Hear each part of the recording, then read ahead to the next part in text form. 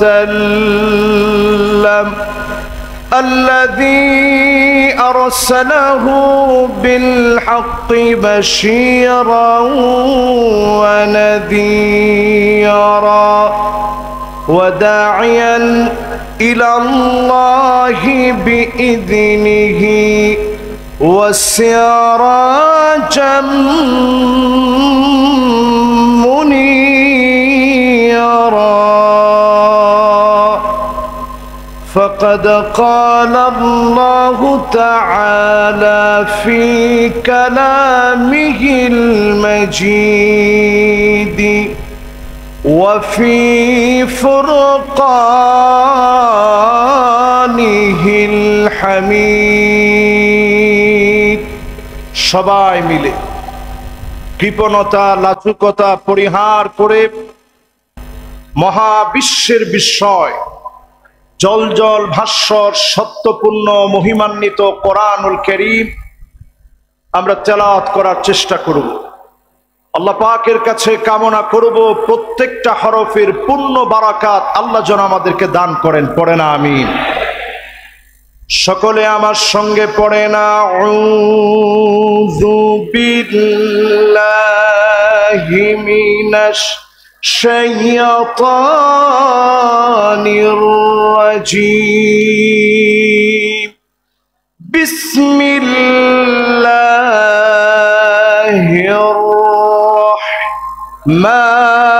রাহমানির রাহিম وأقسطوا إن الله يحب المقسطين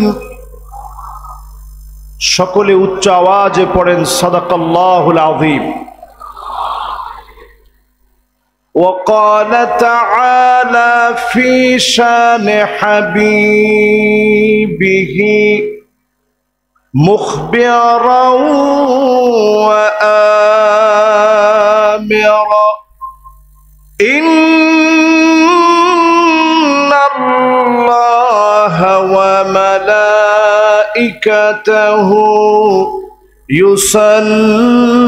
يصلون على النبي يا أيها الذين آمنوا صلوا عليه وسلموا تسليما اللهم صل على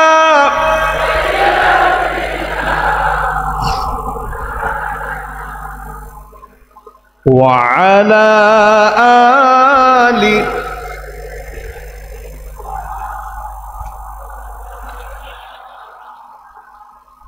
ধন্য গো মা আমেনা ধন্য আপনার জিন্দেগি আপনার উদরে জন্ম নিলেন দু জাহানের প্রাণের নবী আল্লাহুম্মা সাল্লি আলা মাওলানা মুহাম্মদ ওয়া আলা আলি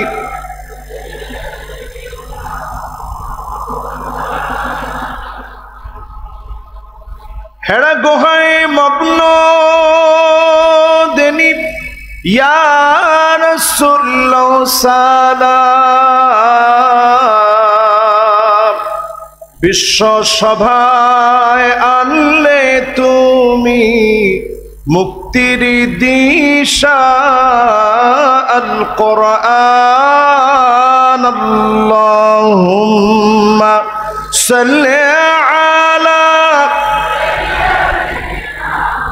مولانا محمد وعلى آله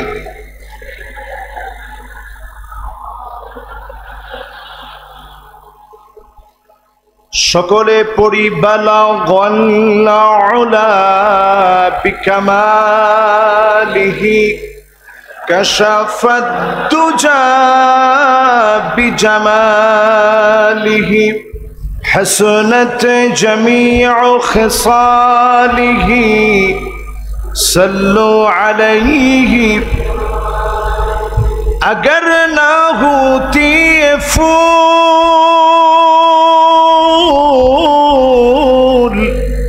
के बुलबुल का तरन्नुम भी ना हो चमन दहार में गलियों का तबस्सुम भी ना हो बलागल उला बिकमालिही कशफद दुजा बिजमालिही हसनत जमीउ खिसालिही।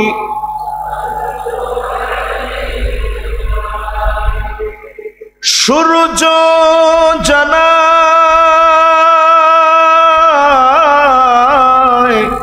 तस्लीम तारे प्रभात किरण दिए चाँदरानो उपचे पड़े कोटि सालाम निये बलागल उला बिकमालिही कशफद दुजा बिजमालिही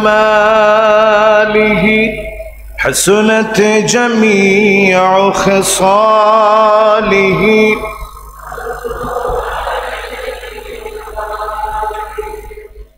আজকের এই মোবারক মাহফিল 19 দিন ব্যাপী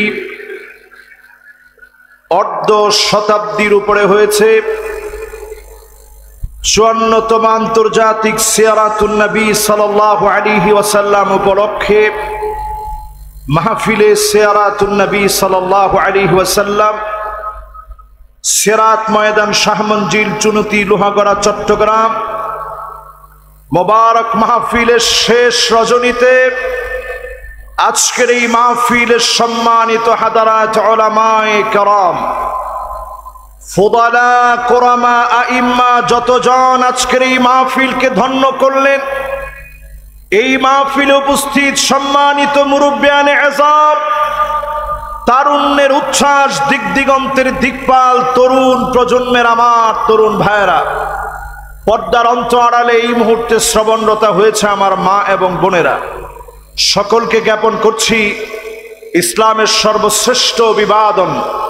উহাইয়িকুম বিতাহিয়াতিল ইসলাম, আসসালামু আলাইকুম ওয়া রাহমাতুল্লাহি ওয়া বারাকাতুহু।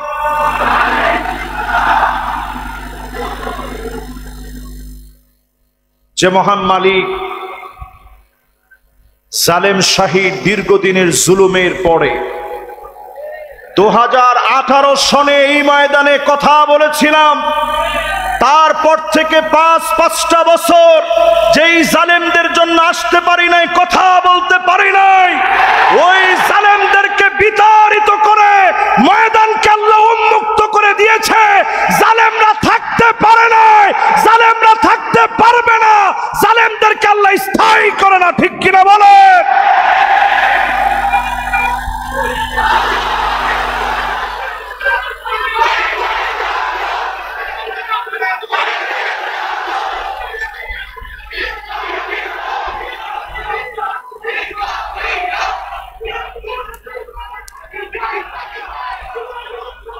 আপনাদের খেয়াল আছে মনে হয়, আপনাদের খেয়াল আছে মনে হয়, এই মাহফিলে আমরা অন্য কারো কথা বলি নাই।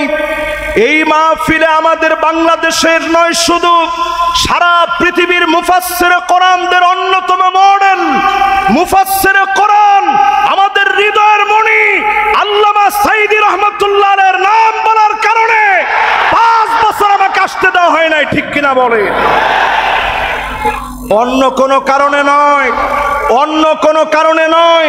5টা বছর এই ময়দান থেকে যারা দূরে রেখেছে, আজকে তোমরা তাকায় দেখো, তোমরা না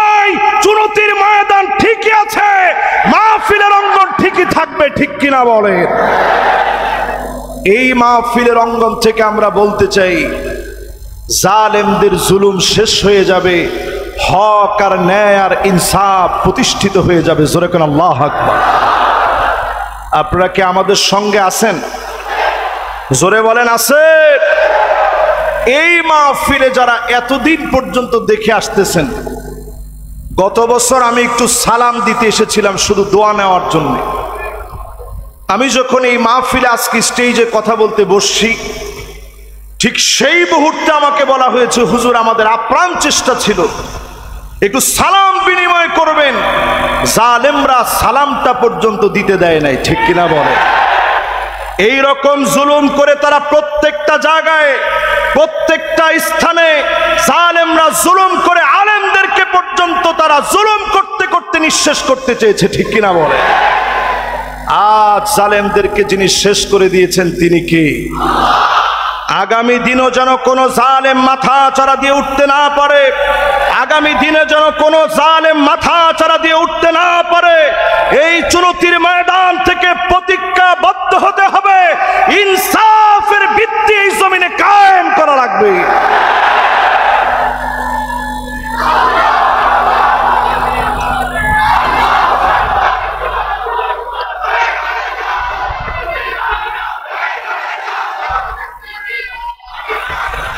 প্রিয় ভাইয়েরা আমার, প্রিয় ভাইয়েরা আমার, মনের কষ্ট থেকে আজকের এই মাহফিলের শুরুতে কথাগুলো বলে আমি আমার নির্ধারিত বিষয়ের সময় অত্যন্ত প্যাকেটিং, একেবারে 10:40 আমার মাহফিল শেষ করা লাগবে।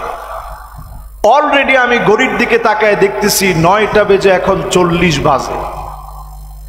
তার মানে সময় আর আছে কয় মিনিট? একজনে বলছে হুজুর 1 মিনিট। নাউযু বিল্লাহ, আরেকটু জোরে বলেন কত মিনিট? এই 60 মিনিট সময়ের ভিতরে আল্লাহ পাক যেন আমার ক্ষুদ্র এলেম আর জ্ঞান থেকে এই মাহফিলের জন্য সার্বিক কল্যাণ হয়। আগামীর বাংলাদেশ যেন ইল্লা আদখালাহুল্লাহু কালিমাতাল ইসলাম, রন্ধ্রে রন্ধ্রে কালেমার পতাকা পতপত করে উড়ে, এমন ন্যায় ইনসাফের কথাগুলা বলার তৌফিক যেন আল্লাহ দান করেন। পড়ে না আমিন।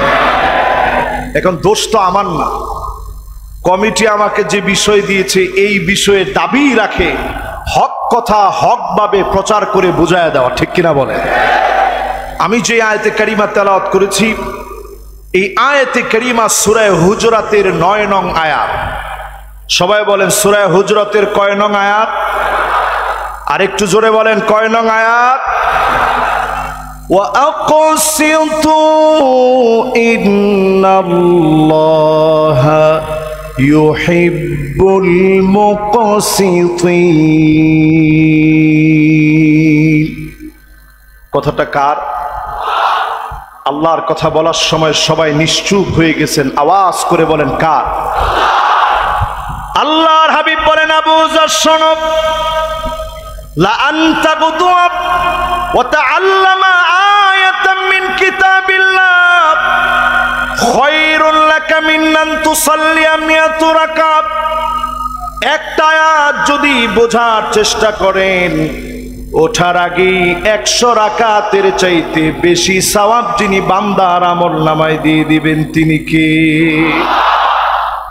এই 19 দিন ব্যাপী সিয়ারাতুন নবী সাল্লাল্লাহু আলাইহি সাল্লামের এই মাহফিলে 19টা রজনী ধরে যারা কথাগুলো শুনলেন, মাহফিলে সিয়ারাতুন নবী সাল্লাল্লাহু আলাইহি সাল্লাম ধন্য।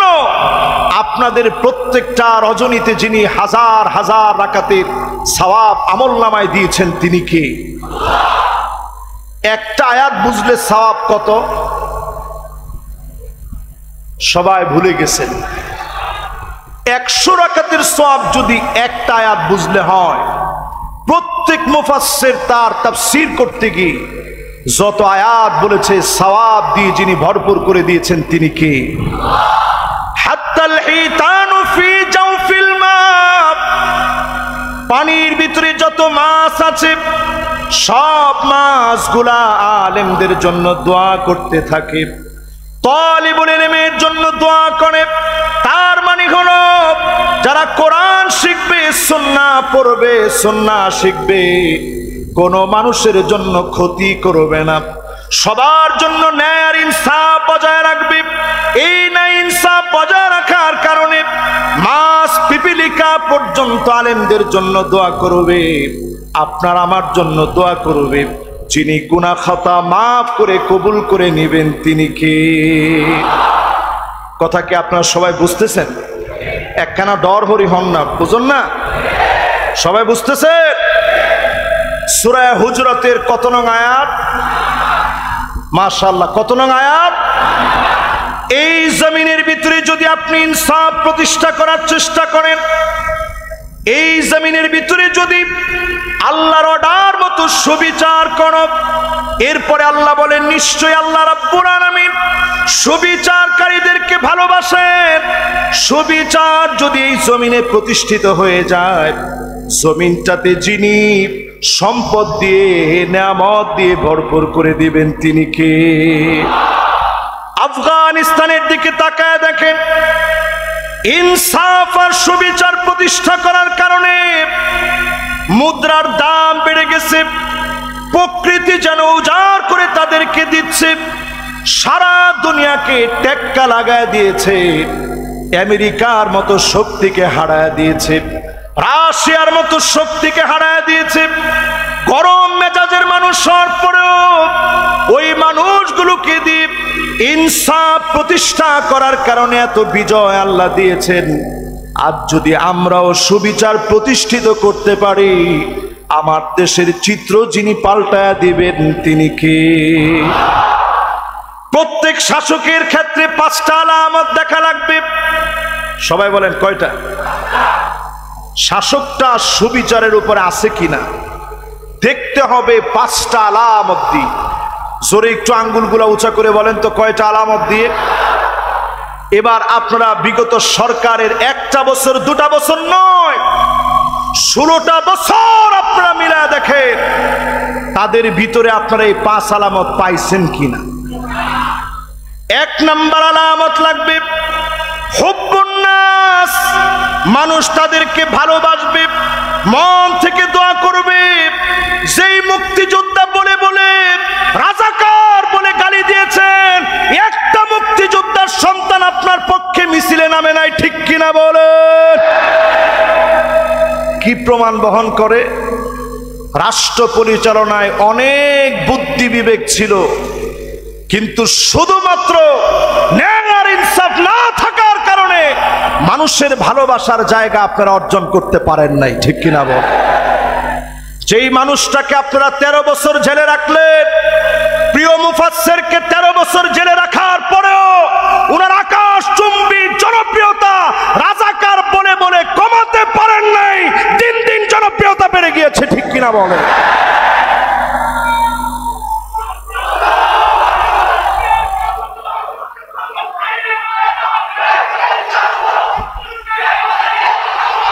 এই মাহফিলে পরিষ্কার আমরা বলি, যেই রাজাকার বলে আমার প্রিয় মুফাসসিরকে গালি দিয়েছেন, ওই রাজাকারকে আকাশচুম্বী জনপ্রিয়তার স্লোগান আল্লাহ বানায় দিয়েছে, ঠিক কিনা বলে?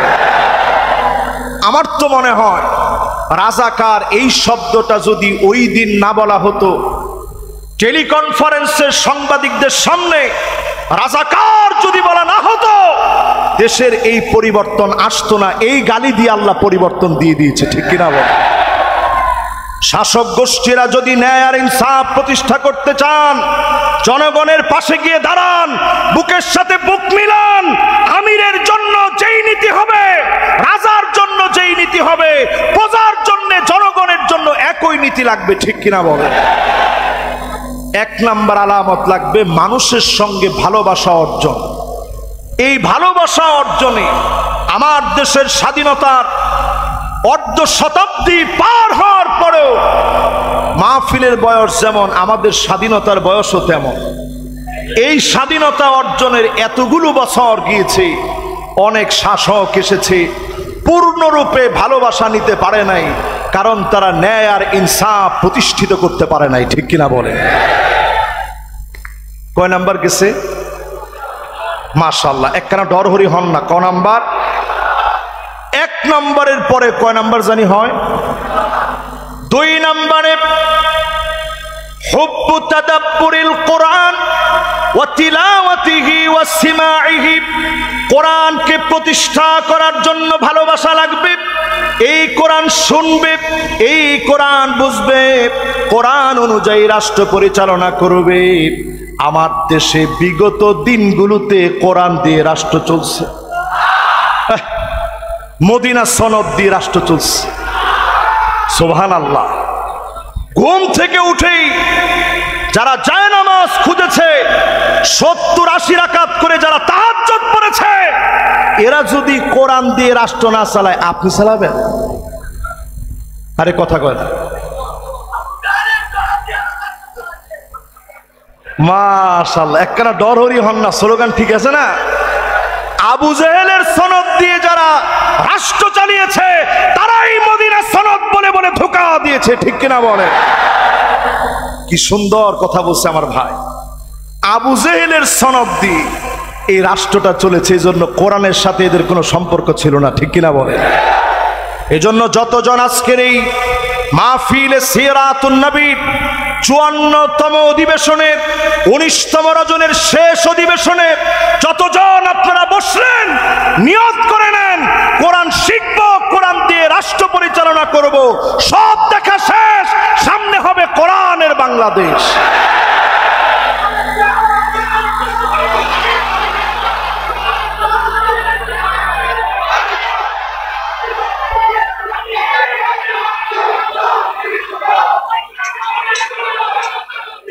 আমি কি আপনাদেরকে বুঝাইতে পারতেছি ইনশাআল্লাহ? তাহলে বলেন, 1 নাম্বারটা কি? মানুষের ভালোবাসা লাগবে। 2 নম্বরে কি লাগবে? কোরআন দিয়ে রাষ্ট্র পরিচালনা করবে যারা সত্যিকারের শাসক হবে। আমাদের দেশে সব আছে, ডিজিটাল ভাবে রাস্তা হয়েছে, ম্যাজিক্যাল ভাবে বৃষ্টির পানিতে ভেঙে গেছে। ম্যাজিক্যাল ভাবে ভাঙার পরে দেখা গেছে রডের পরিবর্তে বাঁশ দিছে। কারণ কি? কোরআনের শাসন আমাদের মধ্যে ছিল না, বলে। এজন্য 1 নাম্বার কি জানি লাগে, তো বলেন না, নিতে পারছে? 2 নাম্বার জানি কি লাগবে? কোরআনুল কারীমের ভালোবাসায় শিখতে, এই কোরআন দিয়ে রাষ্ট্র পরিচালনা করা লাগবে, ঠিক কিনা বলেন? আল্লাহর নবী যেই পথে যেই মতে রাষ্ট্র পরিচালনা করে দেখিয়েছেন, সুদীর্ঘ নবীজি সাল্লাল্লাহু আলাইহি ওয়াসাল্লামের হায়াতের যতদিন নবী শাসন করলেন, ওই শাসন কার্য সহ খুলাফায়ে রাশিদিনদের শাসন দেখেন। আপনি যদি আল্লাহর নবীর ওই সুন্নাহগুলো মানেন, চুলের গোড়া থেকে নিয়ে পায়ের তালু পর্যন্ত যদি পরিবর্তন করেন, অবশ্যই যিনি ন্যায় ইনসাফ প্রতিষ্ঠিত করে দিবেন তিনি কে? শুধুমাত্র মানুষের অধিকার নিয়ে নবীজি কথা বলেন নাই। সামান্য একটা পিঁপড়ার বাসা ভেঙে দিয়েছে। আমরা পিঁপড়ার বাসা কেন, মানুষের দোকানপাট, ঘরবাড়ি বুলডোজার দিয়ে উড়ায় দিয়েছি, কিছুই মনে করিনি। ঠিক তো কন্যা, এখন জোরে, আরেকটু জোরে বলে। মানুষের ঘরবাড়ি বুলডোজার দিয়ে উড়াই দিয়েছেন, কিছু মনেই করেন নাই। আপনি মনে করছেন রাজাকারের ঘরবাড়ি আর কি। দোকানপাটে আপনি বসতে দেন নাই, ব্যবসা বাণিজ্য করতে দেন নাই, ঘরের ভিতরে ঘুমাইতে দেন নাই। এই আলামতগুলো পতনের কারণ হয়ে সারা দুনিয়ার জন্য দৃষ্টান্ত হয়ে আছে, ঠিক কিনা বলে? যতজন আমার সামনে বসছেন, একটা পিঁপড়ার বাসা ভাঙছে। আল্লাহর হাবিব এসে বললেন, কে এই পিঁপড়ার বাসাকে জ্বালিয়ে দিয়েছে? সাহাবায়ে কেরাম বললেন, ওগো নবী, আমরা পিঁপড়ার বাসাকে জ্বালায় দিয়েছি। আল্লাহর হাবিব বললেন, খবরদার, আগুন দিয়ে শাস্তি দিও না। লা তুআযিব বিল মাই ওয়ান নার, আগুন দিয়ে শাস্তি দিও না। আগুন দিয়ে, পানি দিয়ে যিনি শাস্তি দিবেন তিনি কে? এবার একটু চিন্তা করেন, একটা পিঁপড়ার অধিকার নিয়ে নবীজি কতটুকু সচেতন ছিলেন। আল্লাহর হাবিবের সামনে উট এসে কেঁদে ফেলেছে, বোবা প্রাণী, চোখ দিয়ে পানি ঝরছে। আল্লাহর নবী, বিশ্ব নবীর বড় মায়া লেগে গেছে। আল্লাহর নবী, বিশ্ব নবী আর দেরি করে নাই। উটের চোখের পানিটা দেখে নবীজি ঘোষণা করলেন, এই উটের মালিককে। সাহাবী হাত তুললেন, নবী আমি দায়িত্ব পালন করছি। আল্লাহর নবী বললেন, আফালা তাত্তাকিল্লাহ ফি হাযিহিল বাহিমা আল্লাতী মাল্লাকাকাল্লাহু ইয়া। এই উটের ব্যাপারে কি তোমার আল্লাহর কাছে জবাব দেওয়া লাগবে না?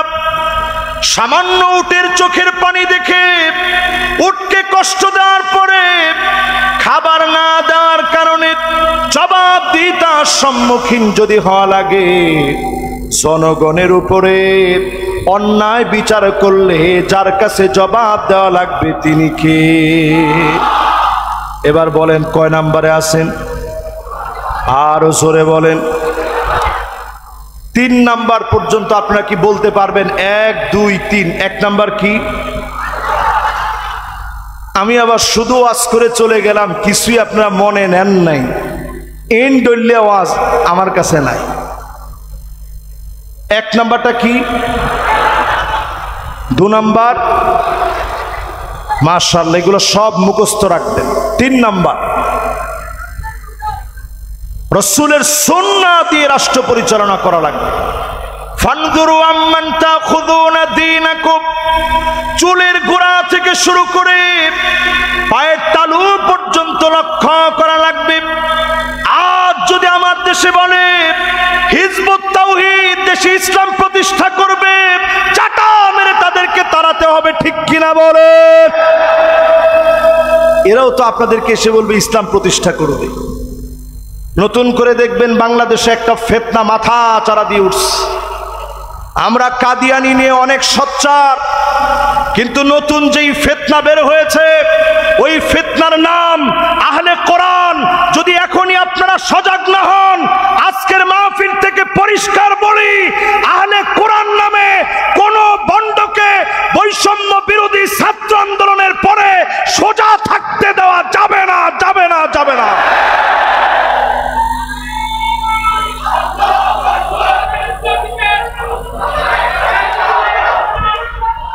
আমার শিক্ষা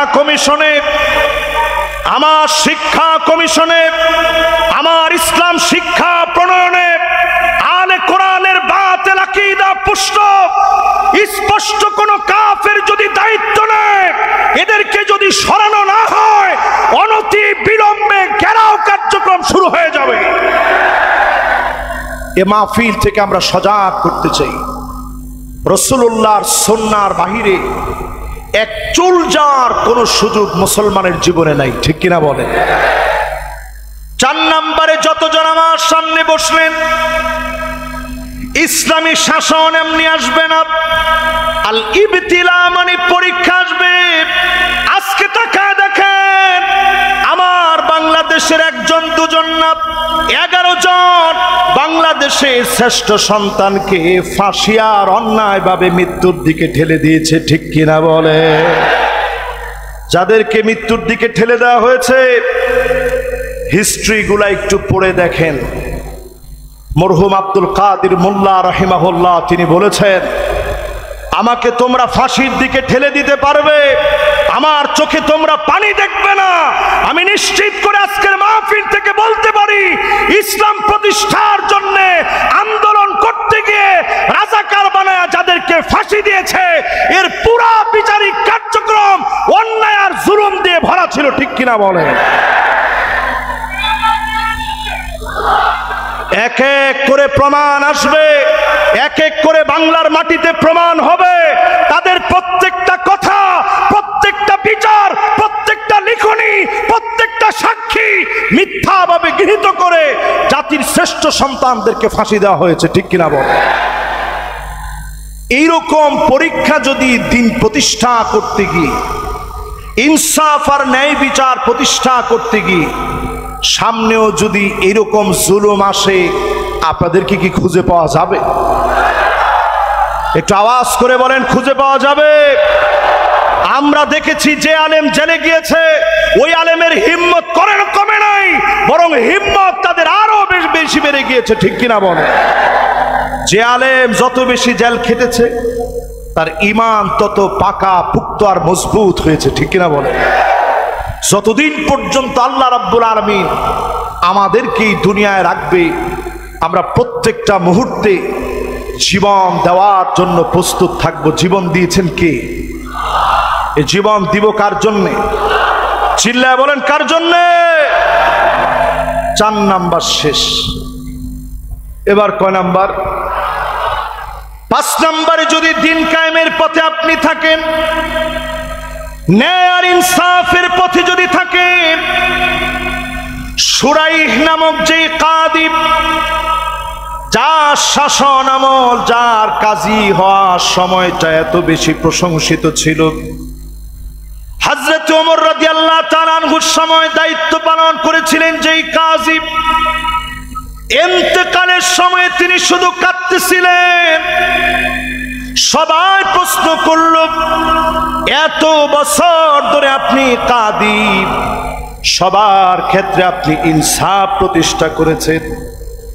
ওমরে ফারুক রাদিয়াল্লাহু তাআলা আনহু বিচার নিয়ে এসেছিলেন, আমার ঘোড়াটা ভালো চলতেছে না।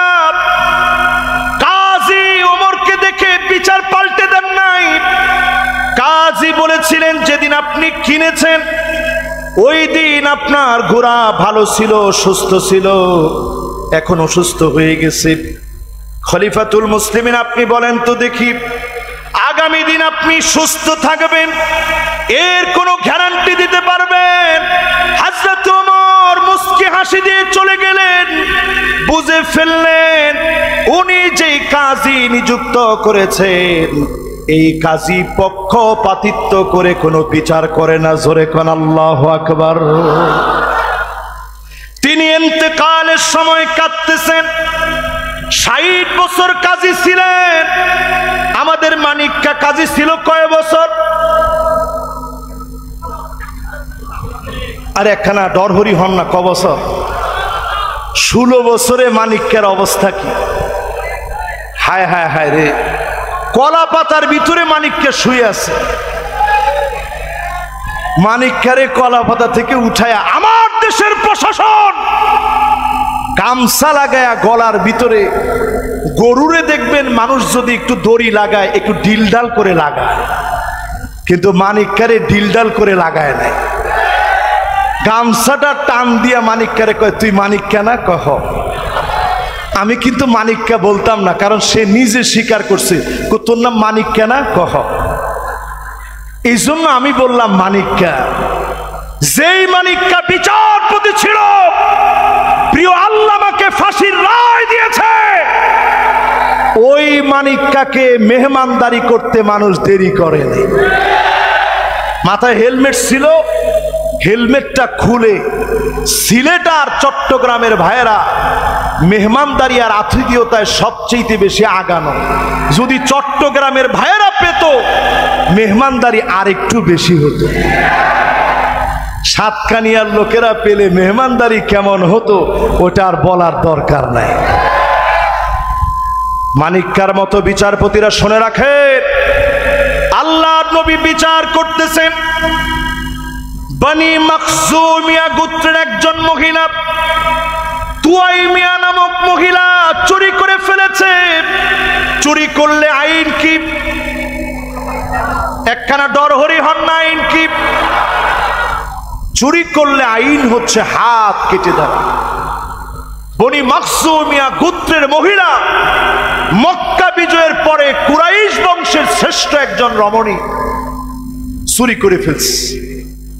রাসূলের কাছে যখন বিচার আসছে, নবী করিম সাল্লাল্লাহু আলাইহি ওয়াসাল্লাম বিচার করবেন, আপনার কাছে কি মনে হয় এই বিচারের মধ্যে কোনো পার্সিয়ালিটি হওয়া সম্ভব? আসতে বলেন। আল্লাহর নবী বিচার করবেন, সাহাবীরা তটস্থ হয়ে গেছে, সবাই সিদ্ধান্ত নিয়েছে বিচারের ক্ষেত্রে সামান্য একটু সহযোগিতা করা যায় কিনা, বিচার সহজ করা যায় কিনা। কে নবীজিকে গিয়ে বলবে? নবীজির আদরের যায়েদ বিন হারেসা রাদিয়াল্লাহু তাআলা আনহুর সন্তান উসামা, নবীজির পালক পুত্রের সন্তান, নাতিতুল্য আদরের, যাকে নবীজি বলতেন হুব্বু রাসূলিল্লাহ, তুমি আমি নবীর মোহাব্বত, আমি নবীর শুকরান, আমি নবীর ভালোবাসা। জোরে কোন আল্লাহু আকবার। তো সব সাহাবীরা ওসামাকে পাঠাই দিছে, ওসামা তুমি একটু যাও, গিয়ে নবীজির একটু বুঝায়া বলো। ওসামা রাদিয়াল্লাহু তাআলা আনহু যখন গেলেন, একটু সহজ করে বিচার করেন। শ্রেষ্ঠ মহিলা হওয়ার কারণে সমস্যার সৃষ্টি হবে। আল্লাহর নবীর চেহারা লাল হয়ে গেছে। সাহাবায়ে কেরামদেরকে ডাকলেন, আমার নবী ডেকে খুতবা প্রদান করলেন।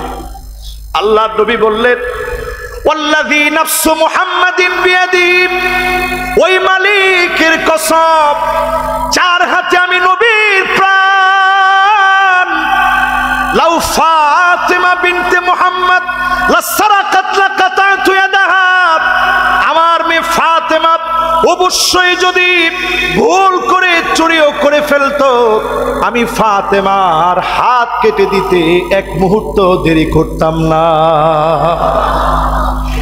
এক মুহূর্ত আমি দেরি করতাম না ফাতেমার হাত কেটে দিতে। ফাতেমার হাত কাটতে যদি দেরি না করি, বনি মাখজুম মিয়ার ওই মেয়ে তুয়াইমিয়া যত বড় বংশের হোক, কোনোভাবে তার বিচার কমানো যাবে না, সীমা লঙ্ঘনের ব্যাপারে কোনো সুপারিশ চলবে না। বলেন আল্লাহু আকবার। আর আমার দেশে আমরা দেখছি, বিচার তো দূরে থাক, সরাসরি ফেসিস্ট স্বৈরাচার বলছে আমার পিয়নের 400 কোটি টাকা, তাতে কি? জোরে বলেন। এই লোকগুলোই দেখবেন, তারা বলে আমরা নাকি ইসলামের নামে ধর্মীয় রাজনীতি করি, ধর্মের নামে ইসলামী রাজনীতি করি।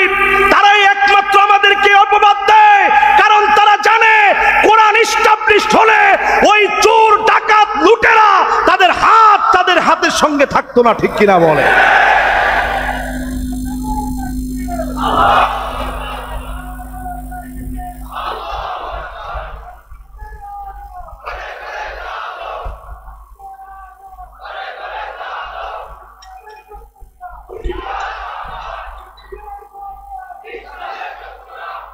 একটা স্লোগান মনে আমরা এখনো ঠিক দিচ্ছি না, কোনটা বলেন?